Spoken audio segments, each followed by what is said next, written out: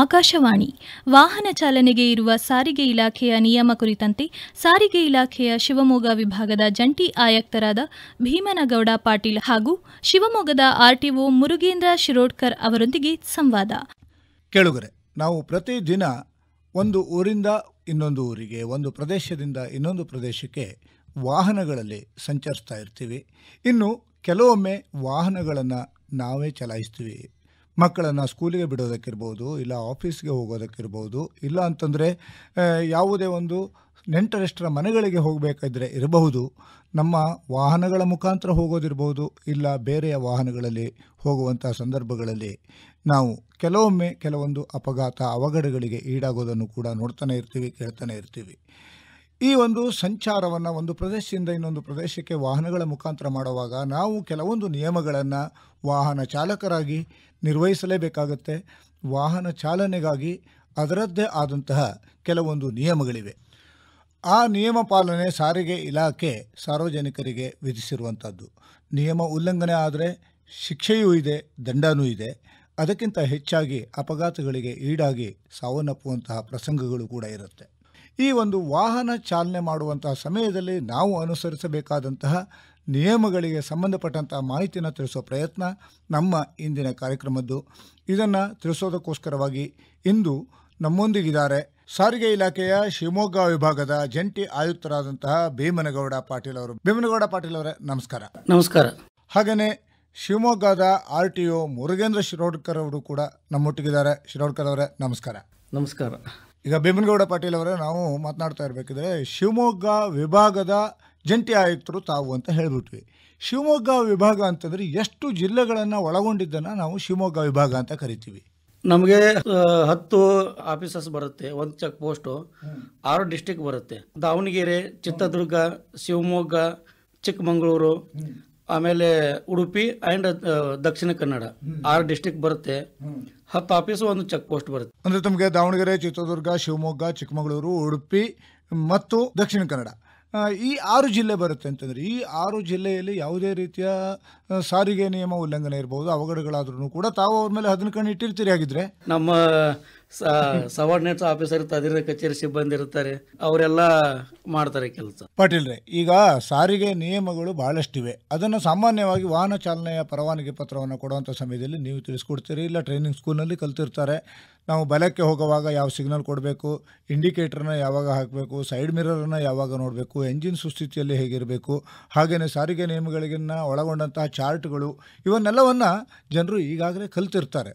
ಆದರೆ ಕಲ್ತಿದ್ದಕ್ಕೆ ರಿಫ್ರೆಶ್ಮೆಂಟು ಅಂದರೆ ಅವರಿಗೆ ಪುನಃ ನೆನಪು ಮಾಡೋದಕ್ಕೋಸ್ಕರ ಮತ್ತು ಸಾರಿಗೆ ನಿಯಮಗಳು ಯಾವುದಿದೆ ಅದರ ಉಲ್ಲಂಘನೆ ಮಾಡಿದ್ರೆ ಏನೇನೆಲ್ಲ ಸಮಸ್ಯೆಗಳಾಗುತ್ತೆ ಅನ್ನೋದನ್ನು ಕೂಡ ಇಂದಿನ ಕಾರ್ಯಕ್ರಮದಲ್ಲಿ ತಿಳಿಸೋ ಪ್ರಯತ್ನವನ್ನು ಮಾಡೋಣ. ಹಾಗಿದ್ರೆ ಸಾರಿಗೆ ನಿಯಮ ಏನು ಹೇಳುತ್ತೆ ಭೀಮನಗೌಡ ಪಾಟೀಲ್ರೆ? ಈಗ ನಾವು ಮೊದಲನೇದಾಗಿ ಈ ಒಂದು ವೆಹಿಕಲ್ ಇದೆ ಅಂದರೆ ಅದಕ್ಕೆ ರೂಲ್ಸು ಆ್ಯಂಡ್ ಆ್ಯಕ್ಟ್ಸ್ ಎಲ್ಲ ಸಟ್ ಇರುತ್ತೆ. ಈಗ ಸಪೋಸ್ ನಮಗೆ ಅವನು ಡ್ರೈವ್ ಮಾಡಬೇಕಂದ್ರೆ ನೆಸೆಸಿಟಿ ಆಫ್ ಡ್ರೈವಿಂಗ್ ಲೈಸೆನ್ಸ್ ಅಂತಿದೆ. ಸೆಕ್ಷನ್ 3 ಪ್ರಕಾರ ಅವರು ಲೈಸೆನ್ಸ್ ಹೊಂದಿರಲೇಬೇಕು. ಹೊಂದಿರಿದವ್ರು ಮಾತ್ರ DL ಮಾತ್ರ, ಅದು ಸ್ಪೆಸಿಫಿಕ್ ಆಗಿ ಟೂ ವೀಲರು LM ಇದ್ರೆ LME, ಆಮೇಲೆ ಗೂಡ್ಸ್ ವೆಹಿಕಲ್ ಗೂಡ್ಸ್ ವೆಹಿಕಲ್. ನಾವು ಸ್ಪೆಸಿಫಿಕ್ ಆಗಿ ಯಾವ್ಯಾವ ಥರ ಕ್ಲಾಸ್ ಆಫ್ ವೆಹಿಕಲ್ ಇದೆಯಲ್ಲ ಅದೇ ಥರ ವೆಹಿಕಲ್ಗೆ ನಾವು ಡ್ರೈವಿಂಗ್ ಲೈಸೆನ್ಸ್ ಇಶ್ಯೂ ಮಾಡಿರ್ತೀವಿ.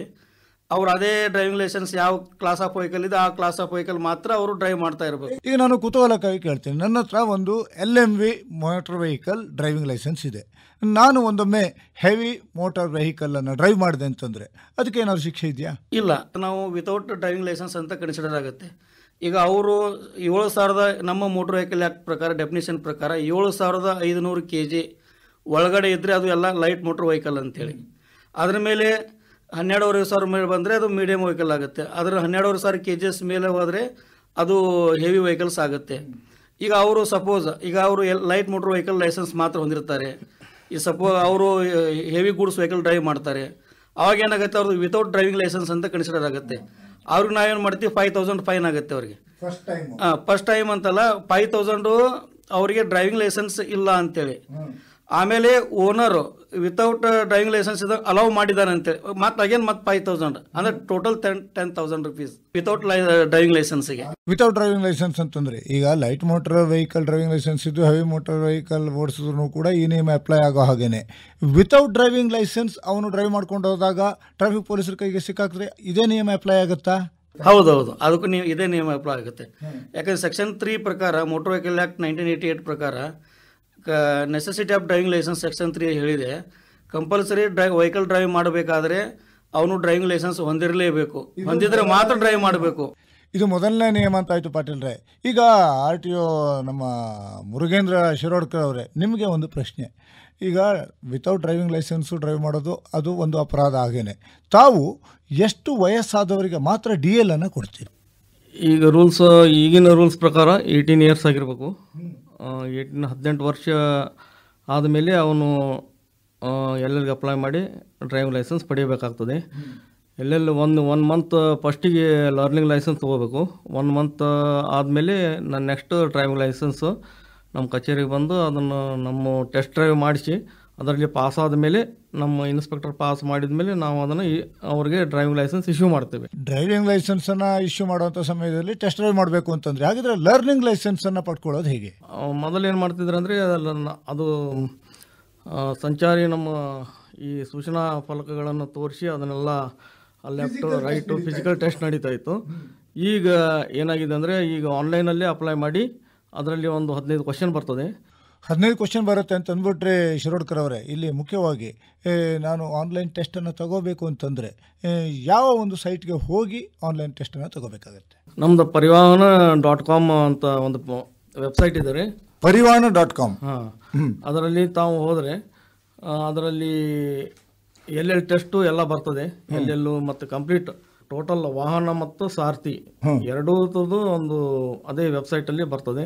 ಅದರಲ್ಲಿ ಎಲ್ಲೆಲ್ಲ ಅಪ್ಲೈ ಮಾಡಬೇಕು ಅದರಲ್ಲೇ ಟೆಸ್ಟ್ ತೊಗೋತದೆ.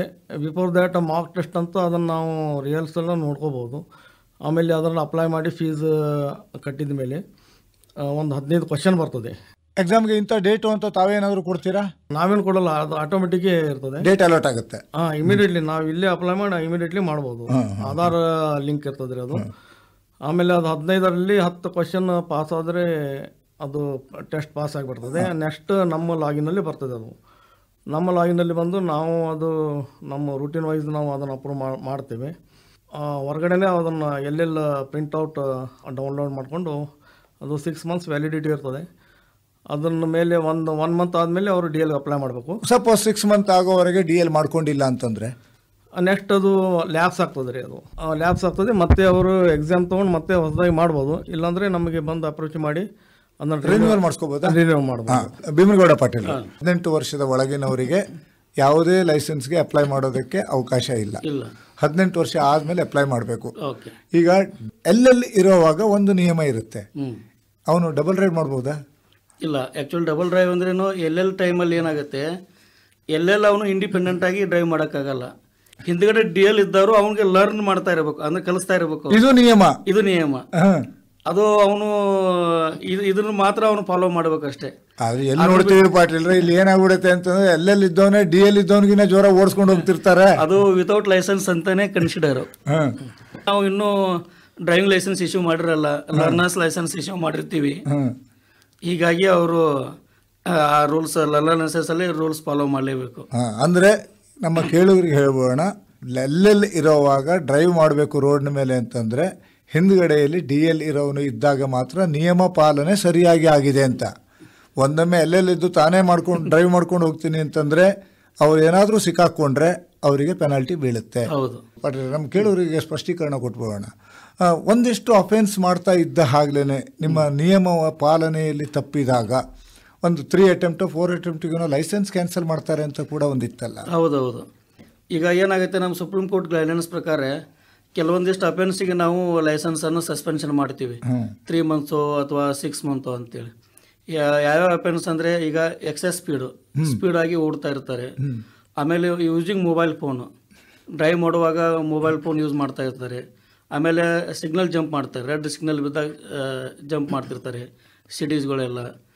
ಆಮೇಲೆ ಪ್ಯಾಸೆಂಜರ್ ವೆಹಿಕಲಲ್ಲಿ ಗೂಡ್ಸ್ ವೆಹಿಕಲಲ್ಲಿ ಪ್ಯಾಸೆಂಜರ್ನ ಹಾಕೊಂಡು ಹೋಗೋದು, ಈಗ ಎಕ್ಸಾಂಪಲ್ ಅಂದರೆ ಟಾಟಾ ಎಸ್ ಇರುತ್ತೆ, ಅದರಲ್ಲಿ ಈ ಪ್ಯಾಸೆಂಜರ್ಸ್ ಎಲ್ಲ ಕೂಲಿ ಕಾರ್ಮಿಕರನ್ನೆಲ್ಲ ಅದರಲ್ಲಿ ಹಾಕೊಂಡು ಹೋಗೋದು. ಈ ಥರ ಮಾಡೋ ಅಫೆನ್ಸಿಗೆ ನಾವೆಲ್ಲ ಲೈಸೆನ್ಸ್ ಸಸ್ಪೆನ್ಷನ್ ಮಾಡ್ತೀವಿ.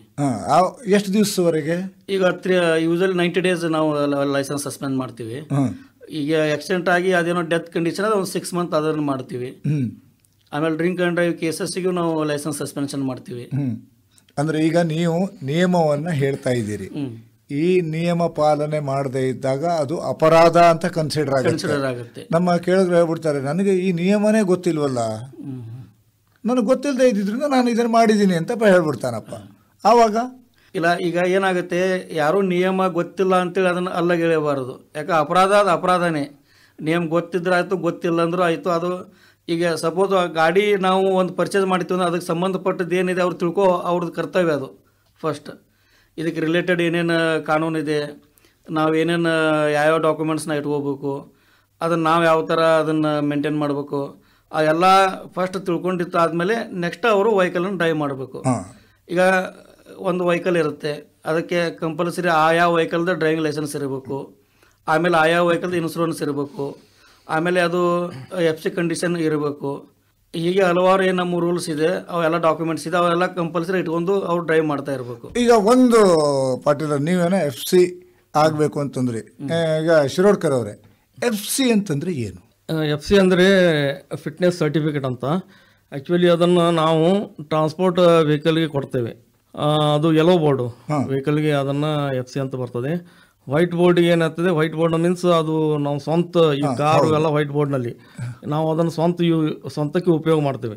ಮತ್ತು ಅದು ಸ್ವಂತಕ್ಕೆ ಉಪಯೋಗ ಮಾಡೋದ್ರಿಂದ ಅದನ್ನು ನಾವು 15 ವರ್ಷ RRC ಅಂತ ಬರ್ತದೆ. ಅದು ಅಂದರೆ ರಿನ್ಯೂವಲ್ ಮಾಡೋದಕ್ಕೆ ಅವಕಾಶ ಇದೆ. ರಿಜಿಸ್ಟ್ರೇಷನ್ ಅದನ್ನ ಎಷ್ಟು 5 ವರ್ಷ 15 ಇಯರ್ಸ್ಗೆ ಬರ್ತದೆ. 15 ಇಯರ್ಸ್ ಆದಮೇಲೆ ರಿನ್ಯೂವಲ್ ಮಾಡ್ಕೋಬೇಕು. FC ಈ ಯೆಲ್ಲೋ ಬೋರ್ಡು, ಯಾಕಂದರೆ ಯೆಲ್ಲೋ ಬೋರ್ಡು ವೆಹಿಕಲ್ಸು ಅದು ಇರೋದೇ ಬಿಸ್ನೆಸ್ಸಿಗೆ ಇರೋದಲ್ಲ, ಅದು ಯಾವತ್ತು ರೋಡ್ ಮೇಲೆ ಇರ್ತದೆ. ಶಿರೋಡ್ಕರ್ ತಾವು ಮಾತನಾಡ್ತಾ ಇರಬೇಕಿದ್ರೆ ವೈಟ್ ಬೋರ್ಡು ಯೆಲ್ಲೋ ಬೋರ್ಡು ಅಂತ ಅಂದ್ಬಿಟ್ರಿ. ಯೆಲ್ಲೋ ಬೋರ್ಡ್ಗಾದರೆ FC ಇರುತ್ತೆ, ವೈಟ್ ಬೋರ್ಡ್ಗಾದರೆ RRC ಇರುತ್ತೆ ಅಂತಂದ್ರೆ ಇದೇನು ವೈಟು ಮತ್ತು yellow difference? What is the difference white board yellow board ಅಂದರೆ, ವೈಟ್ ಬೋರ್ಡು ನಾವು ಏನು ಮಾಡ್ತೀವಿ, ನಮ್ಮ ಸ್ವಂತಕ್ಕೆ ತೊಗೊಂಡು ನಾವು ಅದನ್ನು ಭಾಳ ಚೆನ್ನಾಗಿ ಪಾಲನೆ ಪೋಷಣೆ ಹೇಗೆ ನಾವು ಒಂದು ಮಗನ ಮಾಡ್ತೇವೆ ಆ ರೀತಿ ವೆಹಿಕಲನ್ನು ಇಟ್ಕೊಂಡಿರ್ತೇವೆ. ಹೀಗಾಗಿ ವೆಹಿಕಲ್ ಕಂಡೀಷನ್ ಇರ್ತದೆ. ಅಂದರೆ ಅದಕ್ಕೆ FC ಅವಶ್ಯಕತೆ ಇಲ್ಲ. ಯಾಕಂದ್ರೆ ನಮ್ಮ ವೆಹಿಕಲ್ ನಾವು ಅದನ್ನು ನಾವು ಯಾವತ್ತು ನಾವು ಅದರ ರಸ್ತೆ ಮೇಲೆ ಬರಲ್ಲ.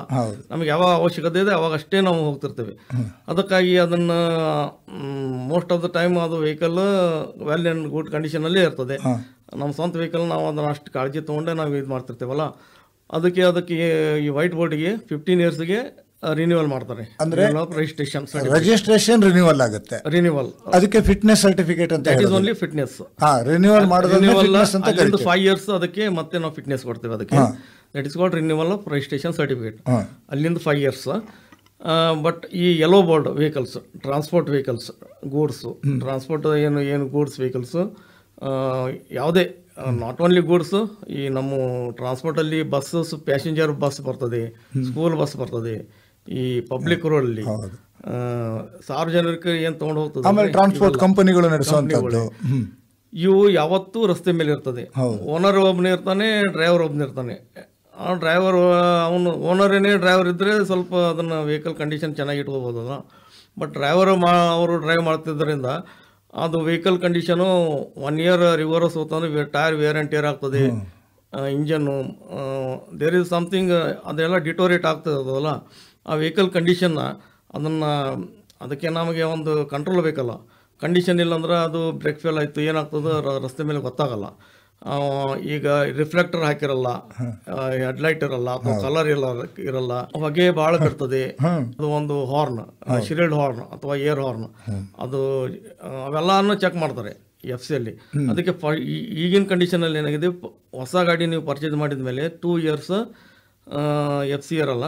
ಅಂದ್ರೆ ಯಾವುದೇ ಒಂದು goods vehicle or public transport ಅಂತ ಏನ್ ಕರಿತೀವೋ, ಆಟೋ ಇರಬಹುದು ಅಥವಾ ಪಬ್ಲಿಕ್ ಟ್ರಾವೆಲಿಂಗ್ ಏಜೆನ್ಸಿ ಅವರು, ಎವ್ರಿ 2 years ಅಂದ್ರೆ ಫ್ರೆಶ್ ಗಾಡಿ ಬಂದಾಗ 2 ವರ್ಷ ಆದ ನಂತರ ಪ್ರತಿ ವರ್ಷನೂ ಮಾಡಿಸ್ಕೋಬೇಕು ಅವ್ರು. 2 ವರ್ಷ ಅಂದ್ರೆ ಇಲ್ಲ, every 2 years up to vehicle age 8 years ಆಗುವವರೆಗೂ ಎವ್ರಿ 2 years ಮಾಡಬೇಕು. 8 years ವೆಹಿಕಲ್ ಏಜ್ ಆದ್ಮೇಲೆ ಎವ್ರಿ ಇಯರ್ ಪ್ರತಿ ವರ್ಷನೂ ಅವ್ರು ಮಾಡಲೇಬೇಕು. ಸಪೋಸ್ ಫಿಟ್ನೆಸ್ ಮಾಡಿಸ್ಕೊಂಡಿಲ್ಲಪ್ಪ, ಅದು ಪೆನಾಲ್ಟಿ ಆಗುತ್ತೆ. ಪೆನಾಲ್ಟಿ. ಈಗ ಅದು ಫಿಟ್ನೆಸ್ ಆಗಲಿಲ್ಲ ಅಂದರೆ ನಮ್ಮಲ್ಲಿ ಅದು ನಮ್ಮ ರಿಪೋರ್ಟಲ್ಲಿ ತೋರಿಸ್ತಾ ಇರ್ತದೆ ಅದು ಫಿಟ್ನೆಸ್ ಎಕ್ಸ್ಪೈರ್ಡ್ ಅಂತ ಹೇಳಿ. ಇವನ್ ನಮ್ಮದು ಈ ಪರಿವಾಹನ್ ಅಂತ ಆ್ಯಪ್ ಅದೇ, ಅದರಲ್ಲೂ ತಾವು ನೋಡ್ಬೋದು, ಅದರಲ್ಲೂ ಫಿಟ್ನೆಸ್ ಎಕ್ಸ್ಪೈರ್ಡ್ ಅಂತ ತೋರಿಸ್ತಾ ಇರ್ತದೆ. ಅಂದ್ರೆ ನಮ್ಮ ಮ್ಯಾಕ್ಸಿಮಮ್ ಆಟೋ ಡ್ರೈವರ್ಗೆ ಹೇಳ್ಬೋಣ, ಶಿರೋಡ್ಕರ್ ಅವರೇ ಹಾಗೂ ಪಾಟೀಲ್ರೆ, ಅವರು ಪ್ರತಿ ವರ್ಷ ಅವರ ಒಂದು ವೆಹಿಕಲನ್ನು 8 ವರ್ಷ ಆದ ನಂತರ, ಪ್ರತಿ ವರ್ಷ ಒಂದು ಹೊಸ ಆಟೋ ತಗೊಂಡ ನಂತರ ಪ್ರತಿ 2 ವರ್ಷಕ್ಕೊಂದ್ಸಾರಿ ಅವರು ಫಿಟ್ನೆಸ್ ಸರ್ಟಿಫಿಕೇಟನ್ನು ತಗೊಳ್ಳೇಬೇಕು. ಹೌದು. ಯಾಕಂದರೆ ನಮ್ಮಲ್ಲಿ ಹೈಯೆಸ್ಟ್ ಆಟೋದವರು ಈ ಥರದ ಮಿಸ್ಟೇಕ್ಗಳನ್ನು ಗೊತ್ತಿಲ್ಲದೇನೋ ಮಾಡ್ತಾ ಇರ್ತಾರೆ. ಇನ್ನು ಕೆಲವರು ಇರ್ತಾರೆ 15 ವರ್ಷ ವೆಹಿಕಲ್ ಆಗೋಗಿರುತ್ತೆ, ನಾವು ಖಾಸಗಿ ಅಂದರೆ ನಮ್ಮ ಸ್ವಂತ ಉಪಯೋಗಕ್ಕಿರೋದು, ಅವರಿಗೆ 15 ವರ್ಷ ಆಗಿದೆ ಅಂತಲೇ ಗೊತ್ತಿರೋದಿಲ್ಲ ಗಾಡಿಗೆ. ಆವಾಗ ಏನು ಮಾಡ್ತೀರಿ? ಈಗ ನಾವು ಇತ್ತೀಚಿನ ದಿನಗಳಲ್ಲಿ 15 ವರ್ಷ ವೆಹಿಕಲ್ ಯಾವ RRC ಮುಗಿದಿರುತ್ತೆ, ನಮ್ಮ ಅಧೀನ ಕಚೇರಿ ಎಲ್ಲ ಪ್ರತಿಯೊಂದು ಆಫೀಸು ಅವರಿಗೆ ನೋಟಿಸ್ ಇಶ್ಯೂ ಮಾಡ್ತಾ ಇದ್ದಾರೆ. ಇವಾಗ ಆಲ್ಮೋಸ್ಟ್ ಎಲ್ಲ ಆಫೀಸಲ್ಲಿ ಮಾಡ್ತಾ ಇದ್ದಾರೆ. ಅವರಿಗೆ ಕೆಲವೊಂದು ಜನಕ್ಕೆ ಗೊತ್ತಿರಲ್ಲ, ಹೀಗಾಗಿ ಅವ್ರ ನೋಟಿಸ್ ಅದು ಆದಮೇಲೆ ಅವ್ರಿಗೆ ಅವೇರ್ನೆಸ್ ಗೊತ್ತಾಗುತ್ತೆ. ಅದು ಸುಮಾರು ಜನನೂ ಆಫೀಸಲ್ಲಿ ಬರ್ತಾ ಇದ್ದಾರೆ. ಇದು ಸಾರ್ವಜನಿಕ ಸ್ಪಂದನೆ ಉತ್ತಮವಾಗಿ ಸಿಗ್ತಾ ಇದೆ. ಅದೇ ಥರನಾಗಿ ನಾವು ಮುಂದಿನ ದಿನಮಾನಗಳಲ್ಲಿನೂ ಅವರಿಗೆ ಇಂಟಿಮೇಷನ್ ಮಾಡ್ತೀವಿ. ಬಟ್ ನಾವು ಇಂಟಿಮೇಷನ್ ಮಾಡೋ ಜೊತೆನೂ ಅವ್ರ ಸಾರ್ವಜನಿಕರು ಅವರು ವೆಹಿಕಲ್ದೆಲ್ಲ ಮುಖ್ಯವಾಗಿ ಈ ಕಾರ್ಯಕ್ರಮ ಮಾಡ್ತಿರೋದು ಕೂಡ ಸಾರಿಗೆ ನಿಯಮ ಸಾರ್ವಜನಿಕರು ತಿಳಿದಿಟ್ಕೊಳ್ಳೇಬೇಕು. ಯಾರೊಬ್ಬರು ಗಾಡಿಯನ್ನು ಇಟ್ಕೊಂಡಿರ್ತಾರೋ, ವೆಹಿಕಲನ್ನು ಯಾರು ಇಟ್ಕೊಂಡಿರ್ತಾರೋ ಅವರು ನಿಯಮವನ್ನು ತಿಳ್ಕೊಳ್ಳೋದು ಕೂಡ ಅಷ್ಟೇ ಮುಖ್ಯ. ಈಗ ಶಿರೋಡ್ಕರ್ ಅವ್ರು ಹೇಳ್ತಾ ಇದ್ರು, FC ಬಂದಂಥ ಟೈಮ್ನಲ್ಲಿ ಹೆಡ್ಲೈಟ್ ಸರಿ ಇಲ್ಲ ಅಂತಂದರೆ FC ಕೊಡೋದಿಲ್ಲ, ಎಂಜಿನ್ ಸರಿ ಇಲ್ಲ ಅಂತಂದರೆ ಕೊಡೋದಿಲ್ಲ, ಅದೇ ರೀತಿಯಲ್ಲಿ ಇಂಡಿಕೇಟರ್ ಸರಿ ಇಲ್ಲ ಅಂತಂದ್ರೂ ಕೊಡೋದಿಲ್ಲ, ಮಿರರ್ ಸರಿ ಇಲ್ಲ ಅಂತಂದ್ರೂ ಕೊಡೋದಿಲ್ಲ. ಅದರೊಟ್ಟಿಗೆ ಇತ್ತೀಚಿನ ದಿನದಲ್ಲಿ ನಮ್ಮ ವೈಟ್ ಬೋರ್ಡ್ನವ್ರಿಗೆ ಹೇಳಬೇಕು, ನೀವು HSRP ಇಲ್ಲ ಅಂತಂದ್ರೂ ಕೂಡ ಈಗ ನಿಮ್ಮ ಫಿಟ್ನೆಸ್ ಸರ್ಟಿಫಿಕೇಟ್ ಸಿಗೋದಿಲ್ಲ. HSRP ಈಗ ಎಲ್ಲ ವೆಹಿಕಲ್ ಕಂಪಲ್ಸರಿನಾ? ಹಾಂ, ಎಲ್ಲ ವೆಹಿಕಲ್ ಕಂಪಲ್ಸರಿ. ಏನು ಮುಂಚೆ ನಾವು 2019ರಲ್ಲಿ ಫಸ್ಟಿಗೆ ನಾವು ಓನ್ಲಿ ನ್ಯೂ ರಿಜಿಸ್ಟ್ರೇಷನ್ ವೆಹಿಕಲ್ಗೆ ಮಾತ್ರ ಕಂಪಲ್ಸರಿ ಮಾಡಿದ್ವಿ. ಈಗ ನಂತರ 2024ರಲ್ಲಿ ಅದನ್ನು ನಾವು 19ಕ್ಕಿಂತ ಮುಂಚೆ ಯಾವ ರಿಜಿಸ್ಟ್ರೇಷನ್ ಆಗಿದ್ದಲ್ಲ ಆ ವೆಹಿಕಲ್ಗೂ ನಾವು ಈಗ ಎಲ್ಲ ಕಂಪಲ್ಸರಿ ಮಾಡಿದ್ದೀವಿ. ಇಲ್ಲಿ ಒಂದು ಸಮಸ್ಯೆ ಬಂದಿತ್ತು ಪಾಟೀಲ್ರೆ, ನಮ್ಮ ಸ್ನೇಹಿತರೊಬ್ರು ಹೇಳ್ತಾ ಇದ್ರು, ನನ್ನ ಹತ್ರ 1995 ಗಾಡಿ ಇದೆ, ಓಕೆ, ಅದನ್ನ ತಗೊಂಡೋದ್ರೆ ನಿಮ್ಗೆ ಈ ತರ KA ರಿಜಿಸ್ಟ್ರೇಷನ್ ಅಲ್ಲ, C ಅಂತ ಬರ್ತಾ ಇತ್ತು ನೋಡಿ. ಹೌದು, ಮುಂಚೆ ಹಳೆಯವು, ಅದಕ್ಕೆ HSRC ಪ್ಲೇಟೇ ಸಿಗೋದಿಲ್ಲ ಅಂತ ಹೇಳ್ಬಿಡ್ತಾ ಇದ್ರು. ಅದಕ್ಕೂ ಏನಾದರೂ ವ್ಯವಸ್ಥೆ ಆಗಿದೆಯಾ? ಇಲ್ಲ, ಅದು ಏನಾಗಿದೆ, ಕೆಲವೊಂದು ಮ್ಯಾನುಫ್ಯಾಕ್ಚರರ್ಸ್ ಎಲ್ಲರೂ ಆ ಟೈಮಲ್ಲಿ ಆ ಮ್ಯಾನುಫ್ಯಾಕ್ಚರರ್ಸ್ ಇದ್ರು, ಈಗ ಈ ಕಂಪ್ನಿನೂ ಕೂಡ ಇಲ್ಲ. ಇಲ್ಲ ಅಂತ ಕೆಲವೊಂದಿಷ್ಟು ಅರೇಂಜ್ಮೆಂಟ್ ಮಾಡಿದ್ದಾರೆ. ಅವರು ಎಲ್ಲಿ ವೆಹಿಕಲ್ ರಿಜಿಸ್ಟ್ರೇಷನ್ ಇರುತ್ತಲ್ಲ ಅಲ್ಲಿ ಆ ಕಚೇರಿಗೆ RTO ಆಫೀಸ್ಗೆ ಭೇಟಿ ನೀಡಿದಾಗ ನಮ್ಮ ಸಿಬ್ಬಂದಿಗಳು ಅವರಿಗೆ ಗೈಡ್ ಮಾಡ್ತಾರೆ. ಶಿರೋಡ್ಕರ್ ಅವರಾಗಿ ಈ ಥರದ ವ್ಯವಸ್ಥೆ ಮಾಡಿದಿರ ತಾವು ಜನರಿಗೆ ತಿಳಿಸೋದಕ್ಕೆ? ಹೌದು ಸರ್, ಯಾಕಂದರೆ ಈಗ HSRP ಭಾಳ ಕಂಪಲ್ಸರಿ. ಗೌರವಾನ್ವಿತ ಹೈಕೋರ್ಟನು ಅದನ್ನು ನಿರ್ದೇಶನ ಮಾಡಿದ್ದಿದೆ. ಅವು ಮತ್ತು ಟೈಮ್ನು ಎಕ್ಸ್ಟೆಂಡ್ ಆಗ್ತಾ ಇದೆ. ನಮ್ಮಲ್ಲಿ ಸುಮಾರು 1 ಲಕ್ಷ ಮೇಲ್ಪಟ್ಟು HSRP ವೆಹಿಕಲ್ ಆಗಿದೆ. ಇನ್ನೂ ಒಂದೂವರೆ ಲಕ್ಷ ಅಷ್ಟು HSRP ನಮ್ಮ ಶಿವಮೊಗ್ಗದಲ್ಲೇ ಇನ್ನೂ ಆಗಬೇಕು. ಶಿವಮೊಗ್ಗ ಅಂತಲ್ಲ, ನಮ್ಮ ಈಗ 6 ಜಿಲ್ಲೆಯವರು ಕೂಡ ನೀವು ಹೇಳ್ತಾ ಇರುವಂಥ ಒಂದು ನಿಮ್ಮ ವಿಭಾಗದಲ್ಲಿ HSRP ನೇಮ್ ಪ್ಲೇಟ್ಗಳು ಇಲ್ಲ ಅಂತಂದರೆ ಪೆನಾಲ್ಟಿ ಬೀಳುತ್ತೆ. ಆದರೆ ಮತ್ತೆ ಅದನ್ನು ಡೇಟ್ ಎಕ್ಸ್ಟೆಂಡ್ ಮಾಡಿದ್ದಾರೆ. ಇನ್ನೂ ಸಾಕಷ್ಟು HSRP ವಾಹನಗಳಲ್ಲಿ ಆಗಬೇಕಾಗಿದ್ದರಿಂದ ಮತ್ತೆ ಡೇಟ್ ಎಕ್ಸ್ಟೆಂಡ್ ಮುಂದೆ ಹಾಕಿದ್ದಾರೆ. ಅದಕ್ಕೆ ನಾನು ಈ ವೆಹಿಕಲ್ ಓನರ್ಸ್ ಕೇಳ್ಕೊಳ್ಳೋದೇನೆಂದರೆ, ದಯವಿಟ್ಟು ಬೇಗನೆ HSRP ಮಾಡ್ಕೊಳ್ಳಿ. ಮುಂದೊಂದೊಂದು ಹೀಗೆ ಬರ್ತದೆ, HSRP ನೀವು ಪೊಲೀಸರಾಗಲಿ ಅಥವಾ ನಮ್ಮ RTOದಿಂದ ಆಗಲಿ ತಪಾಸಣೆ ಮಾಡಿದಾಗ HSRP ಇರಲಿಲ್ಲ ಅಂದರೆ ಪೆನಾಲ್ಟಿ ಬೀಳೋದಂತೂ ಗ್ಯಾರಂಟಿನೇ. ಹಾಗೆಯೇ ಇನ್ನೊಂದಿರುತ್ತೆ ಪಾಟೀಲ್ರೆ, ನಮ್ಮ ಕೇಳೋರಿಗೆ ಹೇಳಬೇಕು, ಎಮಿಷನ್ ಟೆಸ್ಟ್ ಅಂತ ಹೇಳ್ಬಿಡ್ತಿರಲ್ಲ, ಇದು ಎಲ್ಲದಕ್ಕೂ ಕಂಪಲ್ಸರಿನಾ? ಎಲ್ಲ ವೆಹಿಕಲ್ ಕಂಪಲ್ಸರಿ. ಇಲೆಕ್ಟ್ರಿಕಲ್ ವೆಹಿಕಲ್ ಬಿಟ್ಟು ಉಳ್ಕಿದ್ದು ಎಲ್ಲ ವೆಹಿಕಲ್ಗೂ ಕಂಪಲ್ಸರಿ ಎಮಿಷನ್. ಎಲೆಕ್ಟ್ರಿಕ್ ವೆಹಿಕಲ್ಗೆ ಎಕ್ಸೆಂಪ್ಷನ್ ಇದೆ, ಯಾಕೆಂತಂದ್ರೆ ಅಲ್ಲಿ ಎಮಿಷನ್ಗಳ ಬರೋ ಸಾಧ್ಯತೆನೇ ಇಲ್ಲ. ಎಮಿಷನ್ ಸರ್ಟಿಫಿಕೇಟ್ ಎವ್ರಿ 6 ಮಂತ್ಗೆ ಒಂದ್ಸಾರಿ ರಿನ್ಯೂವಲ್ ಇಲ್ಲ. ಈಗ ಏನಿದೆ BS6 ವೆಹಿಕಲ್, ಫಸ್ಟ್ ವೆಹಿಕಲ್ ಏನು ರಿಜಿಸ್ಟ್ರೇಷನ್ ಆಗುತ್ತಲ್ಲ, ಫಸ್ಟ್ ಇಯರು 1 ಇಯರ್ ಕಂಡುತ್ತಾರೆ. ಆಮೇಲೆ ನೆಕ್ಸ್ಟ್ BS4 ಆ್ಯಂಡ್ BS4 ಅವೋ ಏನಿದೆಲ್ಲ ಎವ್ರಿ 1 ಇಯರ್ ಮಾಡಿಸ್ಬೇಕು. BS3 ಏನಿತ್ತು ಅದು ಎವ್ರಿ 6 ಮಂತ್ ಇತ್ತು. ಈಗ ಆಲ್ಮೋಸ್ಟ್ ಎಲ್ಲ BS4 BS6 ವೆಹಿಕಲ್ಸ್ ಎಲ್ಲ ಮ್ಯಾಕ್ಸಿಮಮ್ ಬರ್ತಾ ಇದೆ. ಅವರೆಲ್ಲ ನಿಗದಿತ ವೇಳೆಯಲ್ಲಿ ಅವ್ರ ಕಂಪಲ್ಸರಿ ಅದನ್ನು ಮಾಡಿಸ್ಕೋಬೇಕು, ಏರ್ ಪೊಲ್ಯೂಷನ್ ಸರ್ಟಿಫಿಕೇಟ್ ಮಾಡಿಸ್ಕೊಳ್ಳೇಬೇಕು. ನಮ್ಮಲ್ಲಿ ಹೇಳ್ಬಿಡ್ತೀವಪ್ಪ, ಎಮಿಷನ್ ಟೆಸ್ಟ್ ಸಾಮಾನ್ಯವಾಗಿ ಕಾರ್ನವರಾದ್ರೂ ಓಕೆ, ಬೈಕ್ನವರಾದ್ರೂ ಇಲ್ಲದೆ ಇದ್ರು ನಡೆಯುತ್ತೆ ಅಂತ ಹೇಳ್ಬಿಡ್ತೀವಿ. ಎಲ್ಲ ವೆಹಿಕಲ್ಗೂ ಬೈಕ್ ಆದ್ರಾಯ್ತು, ಕಾರ್ ಆದ್ರಾಯ್ತು, ಹೆವಿ ಗೂಡ್ಸ್ ವೆಹಿಕಲ್ ಆದ್ರಾಯ್ತು, ಎಲ್ಲರೂ ರೂಲ್ಸ್ ಫಾಲೋ ಮಾಡಲೇಬೇಕು. ಕಂಪಲ್ಸರಿ ಆ ಸರ್ಟಿಫಿಕೇಟ್ ಅನ್ನು ಅವರು ಪಡೆದುಕೊಳ್ಳಲೇಬೇಕು. ಬರೀ ಪಡೆದುಕೊಂಡು ಮನೆಯಲ್ಲಿ ಇಟ್ಟರೆ ಸಾಲದು, ವೆಹಿಕಲ್ ಓಡಿಸುವಾಗ ಅದನ್ನ ಅವರೊಟ್ಟಿಗೆ ಇಟ್ಕೊಂಡಿರ್ಬೇಕು. ಎನ್ಫೋರ್ಸ್ಮೆಂಟ್ ಅಥಾರಿಟೀಸ್ ಏನಾದರೂ ಕೇಳಿದಾಗ ಅದನ್ನು ತೋರಿಸ್ಬೇಕು, ಅವ್ರ ಕರ್ತವ್ಯ ಅದು. ಈಗ ಒಂದು ಎನ್ಫೋರ್ಸ್ಮೆಂಟ್ ಅಥಾರಿಟಿ ಹಿಡಿದಾಗ ಅಂತಂದ್ರೆ, ಎನ್ಫೋರ್ಸ್ಮೆಂಟ್ ಅಥಾರಿಟಿ ಒಂದು ವೆಹಿಕಲ್ ಅನ್ನು ಹಿಡಿತಾರೆ, ಆಗ ಮುಖ್ಯವಾಗಿ ವೆಹಿಕಲ್ ಓನರ್ಗೆ ಏನೇನು ಡಾಕ್ಯುಮೆಂಟ್ ಇದೆ ಅಂತ ಕೇಳ್ತಾರೆ. ಎನ್ಫೋರ್ಸ್ಮೆಂಟ್ ನಾವಾಗಲಿ, ಟ್ರಾನ್ಸ್ಪೋರ್ಟ್ ಡಿಪಾರ್ಟ್ಮೆಂಟ್ ಆಗಲಿ, ಪೊಲೀಸ್ ಡಿಪಾರ್ಟ್ಮೆಂಟ್ ಆಗಲಿ ಹಿಡಿದಾಗ ಫಸ್ಟ್ ಡ್ರೈವಿಂಗ್ ಲೈಸೆನ್ಸ್, ಆಮೇಲೆ vehicle registration certificate, RC certificate, ಆಮೇಲೆ ಇನ್ಶೂರೆನ್ಸ್, ವೆಹಿಕಲ್ ಇನ್ಶೂರೆನ್ಸ್, ಆಮೇಲೆ ಏರ್ ಪೊಲ್ಯೂಷನ್ ಸರ್ಟಿಫಿಕೇಟ್ ಅಂದ್ರೆ ಎಮಿಷನ್ ಸರ್ಟಿಫಿಕೇಟ್. ಇದು ಎಲ್ಲ ಕಂಪಲ್ಸರಿ ಅವರು ವೆಹಿಕಲ್ ಅಲ್ಲಿ ಇಟ್ಕೊಳ್ಳೇಬೇಕು. ಈ ಡ್ರೈವಿಂಗ್ ಮಾಡುವಂತ ಪ್ರತಿಯೊಬ್ಬರು ಕೂಡ ಈ 4 ಅಂಶಗಳನ್ನ ಗಮನದಲ್ಲಿ ಇಟ್ಕೊಂಡು ಅವರು ಡ್ರೈವ್ ಮಾಡುವಾಗ ಅದನ್ನ ಕೊಂಡೊಯ್ಯಲೇಬೇಕು. ಜೆರಾಕ್ಸ್ ನಡೆಯುತ್ತಾ? ನಡೆಯುತ್ತೆ, ಏನೋ ಸಮಸ್ಯೆ ಇಲ್ಲ. ಬಟ್ ಡಿಜಿ ಲಾಕರ್ ಅಲ್ಲಿ ಅವರು ಅದನ್ನ ಪಡೆದುಕೊಂಡಿರಬೇಕು. ಡಿಜಿ ಲಾಕರ್ ಮಾಡಿಸ್ಕೊಂಡವರಿಗೆ ಮಾತ್ರ ಆ ತರ ಫೆಸಿಲಿಟಿ ಇದೆ.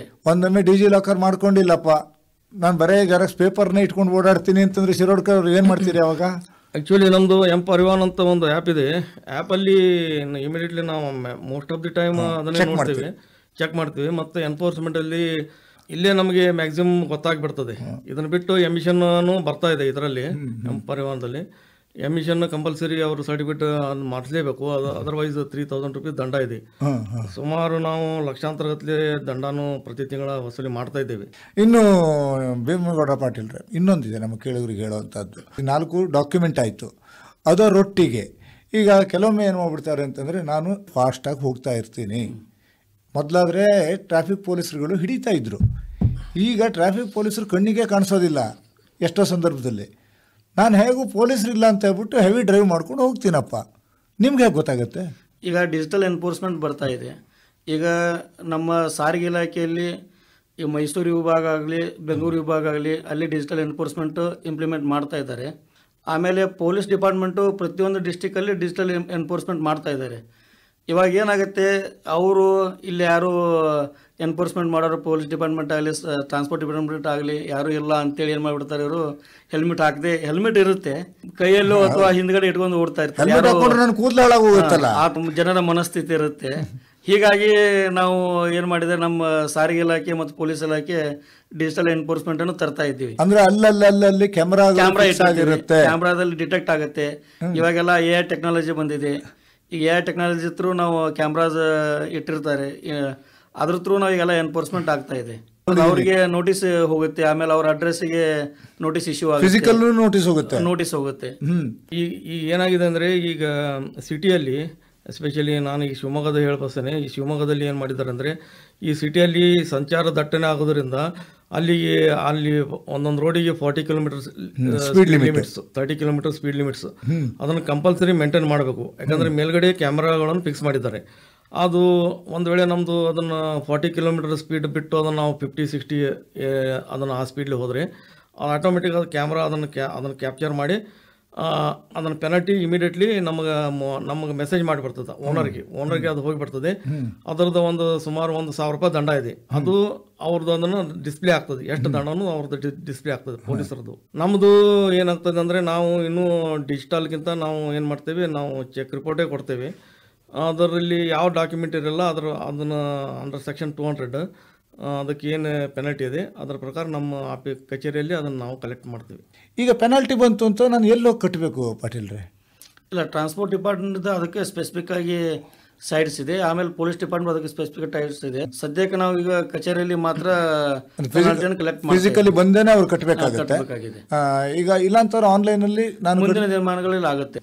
ಇನ್ನು ಇವೆಷ್ಟೆಲ್ಲ ನಿಯಮಗಳಾಯಿತು, ನಿಯಮ ಉಲ್ಲಂಘನೆಗಳಿಗೆ ಹೇಳ್ಬಿಟ್ವಿ. ನಾವು ಪಾಲಿಸಲೇಬೇಕಾದ ನಿಯಮಗಳು ಕೂಡ ಸೇರಿ ನಾವು ಹೇಳ್ತಾ ಇದ್ದೀವಿ. ಇದನ್ನು ಬಿಟ್ಟು ಮತ್ತೆ ಯಾವ ನಿಯಮ ಪಾಲಿಸಬೇಕು?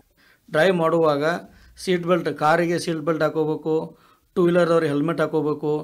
ಆಮೇಲೆ ಯಾರೋ ಡ್ರಿಂಕ್ ಆ್ಯಂಡ್ ಡ್ರೈವ್ ಮಾಡಬಾರ್ದು, ಇದು ತುಂಬ ಅಪರಾಧ ಇದು. ಆಮೇಲೆ ಚಿಕ್ಕ ಮಕ್ಕಳಿಗೆ ಈಗ ಸೇಫ್ಟಿ ಹಾರ್ನೆಸ್ ಬೆಲ್ಟ್ ಅಂತಿದೆ. ಯಾಕಂದರೆ ಮಗು ಅವರು ಹಿಂದ್ಗಡೆ ಹಿಡ್ಕೊಳಕ್ಕಾಗಲ್ಲ, ಸೇಫ್ಟಿ ಹಾರ್ನೆಸ್ ಇದ್ರೆ ಏನಾಗುತ್ತೆ, ಅದು ಮಗುವಿಗೆ ಒಂದು ಸೇಫ್ ಕಂಡೀಷನ್ ಆಗಿರುತ್ತೆ. ಹೀಗೆ ಹಲವಾರು ಇದನ್ನು ತಾವು ಸಾಮಾನ್ಯವಾಗಿ ನಮ್ಮ ಜನವರಿ ಫೆಬ್ರವರಿ ಮಂತಿನಲ್ಲಿ ಸಾರಿಗೆ ಸಪ್ತಾಹ ನಡೆಸುವಂಥ ಸಮಯದಲ್ಲಿ ಈ ರೀತಿಯ ಜಾಗೃತಿಗಳನ್ನು ಮಾಡ್ತಾ ಹೋಗ್ತೀರಿ? ಮಾಡ್ತಾ ಇವಿ. ಇದರಲ್ಲಿ ಏನಾಗಿದೆ, ನಾವು ಎಷ್ಟೇ ದಂಡವನ್ನು ಹಾಕಿದರೂ ಇದನ್ನು ನಾವು ಸಕ್ಸಸ್ ಮಾಡೋಕ್ಕಾಗಲ್ಲ. ಎನ್ಫೋರ್ಸ್ಮೆಂಟ್ ಮಾಡಿ ಎಷ್ಟೋ ನಾವು ಎನ್ಫೋರ್ಸ್ಮೆಂಟ್ ಮಾಡ್ತೀವಿ, ಅದು ಆಗಲ್ಲ. ಸಾರ್ವಜನಿಕರ ಸಹಭಾಗಿತ್ವ ಇದಕ್ಕೆ ತುಂಬ ಅಮೂಲ್ಯವಾಗಿದೆ. ಸಾರ್ವಜನಿಕರು ನಮ್ಮ ಮೋಟರ್ ವೆಹಿಕಲ್ ಆ್ಯಕ್ಟ್ ಏನಿದೆ, ಅವ್ರ ರೂಲ್ಸ್ ಆ್ಯಂಡ್ ರೆಗ್ಯುಲೇಷನ್ಸ್ ಯಾವುದೇ ವೈಲೇಷನ್ ಮಾಡಬಾರ್ದು, ನಮಗೆ ಸಹಕಾರ ಕೊಡಬೇಕು. ಇದು ಸಾರ್ವಜನಿಕ ಸಹಭಾಗಿತ್ವ ತುಂಬ ಮುಖ್ಯ. ಇದಿಷ್ಟು ನಿಯಮಗಳನ್ನು ಹೊರತುಪಡಿಸಿ ಮತ್ತೆ ಬೇರೆ ಯಾರಾದರೂ ನಿಯಮ ಇಟ್ಕೊಂಡಿದ್ದೀರಾ ಶಿರೋಡ್ಕರ್ ಅವರೇ? ಎಸ್ಪೆಷಲಿ ನಾನು ಶಿವಮೊಗ್ಗದ ಡಿಸ್ಟಿಕ್ದ ಬಗ್ಗೆ ಹೇಳ್ತೇನೆ.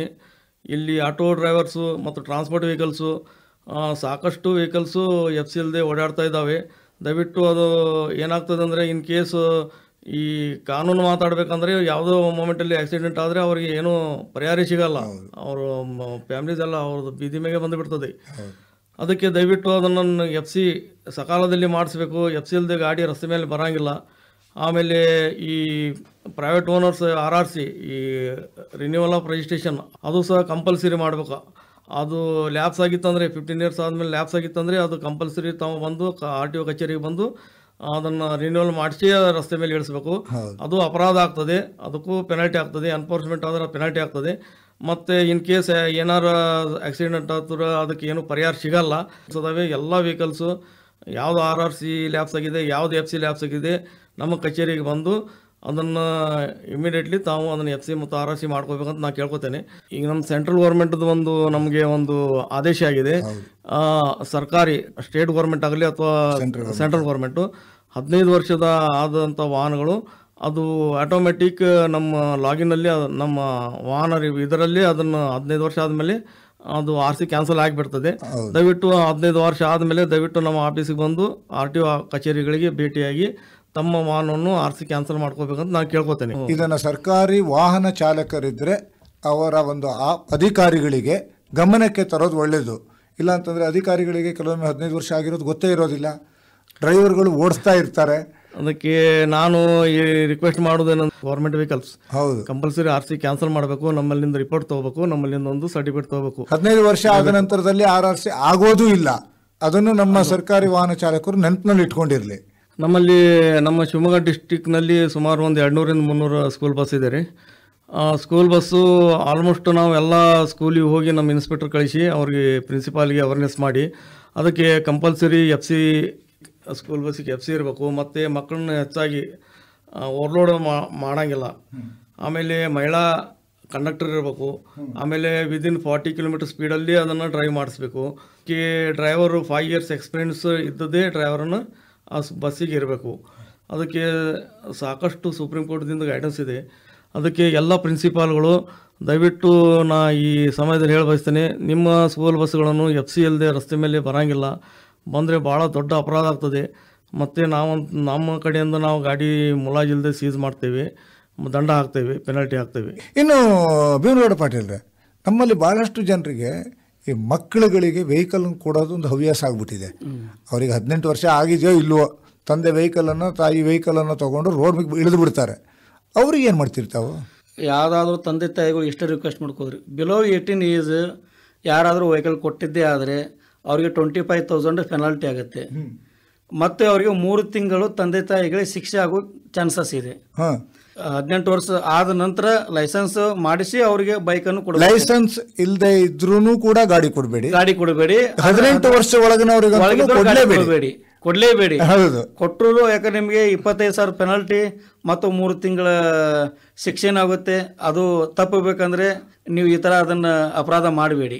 ಶಿಕ್ಷೆ ದಂಡ ಆಗುವಷ್ಟಿಗೆ ಮಕ್ಕಳ ಜೀವಕ್ಕೂ ಅಪಾಯ ಇರುತ್ತೆ. ಅವ್ರಿಗೂ ಅಪಾಯ ಇದೆ, ಆಮೇಲೆ ಎದುರುಗಡೆ ಬರೋರಿಗೆ ಅವ್ರಿಗೂ ಅಪಾಯ ಮಾಡ್ತಾರೆ ಅವರು. ಕೊನೆಯದಾಗಿ ನಮ್ಮ ಕೇಳುಗರಿಗೆ ತಾವೇನು ಹೇಳ್ತೀರಿ? ನಾವು ನಮ್ಮ ಸಾರಿಗೆ ಇಲಾಖೆ ಆಗಲೂ ಪೊಲೀಸ್ ಡಿಪಾರ್ಟ್ಮೆಂಟ್, ಆಮೇಲೆ ನಮ್ಮ ಸರ್ಕಾರ ಏನು ರಸ್ತೆ ಸುರಕ್ಷತೆ ಸಲುವಾಗಿ ನಿರ್ದೇಶನ ಕೊಡುತ್ತೆ, ಅದು ಸಾರ್ವಜನಿಕರು ಕಡ್ಡಾಯವಾಗಿ ಪಾಲಿಸಬೇಕು. ಯಾಕಂದರೆ ಈಗ ಹೋಗಿದ್ದ ಜೀವ ಹೊಳ್ಳಿ ನಾವು ತರೋಕ್ಕಾಗಲ್ಲ. ಅವ್ರು ನಂಬಿದವ್ರನ್ನ ಬಿಟ್ಟಾಗಲಿದ್ರೆ ಅವ್ರ ಜೀವನ ತುಂಬ ಕಷ್ಟ ಆಗುತ್ತೆ. ಹೀಗಾಗಿ ಯಾರಿಗೂ ಆ ಥರ ಆಗಬಾರ್ದಂದರೆ ಎಲ್ಲರೂ ಸುರಕ್ಷಿತವಾಗಿ ಜಾಗರೂಕತೆವಾಗಿ ವೆಹಿಕಲ್ ಅನ್ನು ಓಡಿಸ್ಬೇಕು ಅವರು. ಸುರಕ್ಷಿತವಾಗಿ ಜಾಗೃತವಾಗಿ ನಿಯಮವನ್ನು ತಿಳಿದು ನಿಯಮದ ಅನುಸರಣೆಯೊಟ್ಟಿಗೆ ಅವರು ತಮ್ಮ ವಾಹನವನ್ನು ಚಲಾಯಿಸಿದಾಗ ಮಾತ್ರ ನಾವು ಇದನ್ನು ಯಶಸ್ವಿ ಕಾಣೋದಕ್ಕೆ ಸಾಧ್ಯ ಇದೆ. ತನಗೆ ನಿಯಮ ಗೊತ್ತಿಲ್ಲ ಅನ್ನೋದು ಎಕ್ಸ್ಕ್ಯೂಸ್ ಅಲ್ವೇ ಅಲ್ಲ. ಅಪರಾಧ ಮುಕ್ತರಾಗಿರಬೇಕು ಅಂತಂದ್ರೆ ನೀವು ನಿಯಮಗಳನ್ನು ಸರಿಯಾಗಿ ಪಾಲಿಸಿ. ನಿಯಮ ನಿಮಗಾಗಿ ಇರೋದು. ಭಾಗವಹಿಸಿ ಮಾಹಿತಿ ನೀಡಿದ್ದಕ್ಕೆ ಧನ್ಯವಾದ. ನಮಸ್ಕಾರ. ನಮಸ್ಕಾರ. ಇದುವರೆಗೆ ವಾಹನ ಚಾಲನೆಗೆ ಇರುವ ಸಾರಿಗೆ ಇಲಾಖೆಯ ನಿಯಮ ಕುರಿತಂತೆ ಸಾರಿಗೆ ಇಲಾಖೆಯ ಶಿವಮೊಗ್ಗ ವಿಭಾಗದ ಜಂಟಿ ಆಯುಕ್ತರಾದ ಭೀಮನಗೌಡ ಪಾಟೀಲ್ ಹಾಗೂ ಶಿವಮೊಗ್ಗದ ಆರ್ಟಿಒ ಮುರುಗೇಂದ್ರ ಶಿರೋಡ್ಕರ್ ಅವರೊಂದಿಗೆ ಸಂವಾದ ಕೇಳಿದಿರಿ. ಈ ಸಂವಾದದಲ್ಲಿ ಭಾಗವಹಿಸಿದವರು ಭದ್ರಾವತಿ ಹಾಗೂ ಚಿತ್ರದುರ್ಗ ಆಕಾಶವಾಣಿ ಕೇಂದ್ರದ ಕಾರ್ಯಕ್ರಮ ಮುಖ್ಯಸ್ಥರಾದ ಎಸ್ಆರ್ ಭಟ್.